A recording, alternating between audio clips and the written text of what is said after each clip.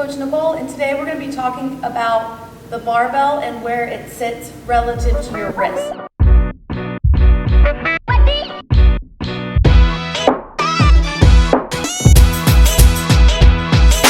We're going to hit 3 different positions. First one's going to be a hang position, and we'll just talk about generally that bar should be sitting right in your palm, first of all. It should not be up towards the fingertips, right? We want a good strong grip.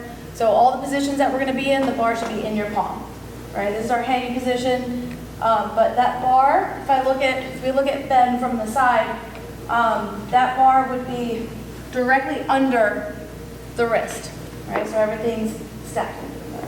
There is a slight angle at the top of the palm, but we need that to be there because, again, the bar is directly under the wrist. If he tries to pull his knuckles towards the opposite, towards that way, you'll see he's overdone it. First of all, now he's putting too much tension into the forearm, but also that is taking the bar away from that stacked position of under the wrist, right? And then, of course, the other way of turning those knuckles out is going to do the same thing and putting pressure in a different part of the forearm.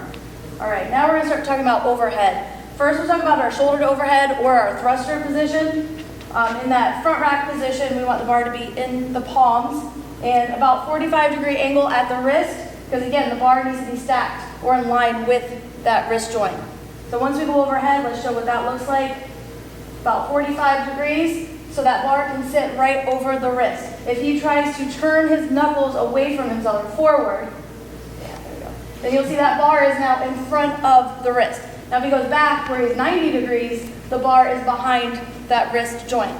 It's all about stacking it there. So we'll go back to that good position, the 45 degrees. Now if he widens his hands, it's going to be the same thing. So that snatch or overhead grip. It's the same thing. We try to keep those wrists the hand about 45 degrees so the bar stays stacked over the wrist. We don't need to show in this position, but the same thing will happen if he tries to push his knuckles forward or lets them go back too far. You can see he loses tension in his upper body too when he does that. So 45 degrees is your kind of the key here with all of these positions. Now we'll take it to the floor and show the last position. And it's really just going to be me reiterating the same thing. It's 45 degrees, so that bar will sit over the wrist. We'll see here if he tries to turn his knuckles over too much and straighten out the wrist too much, it puts the bar in front of the wrist. And if he goes back to 90 degrees, the bar rolls out of his palms and it puts it way behind the wrist. Thank you. So the moral to all of this is keep that bar directly over your wrist by keeping your hands at 45 degrees or keeping that wrist at 45 degrees, and you will have a good, stable position for the bar and for your joints.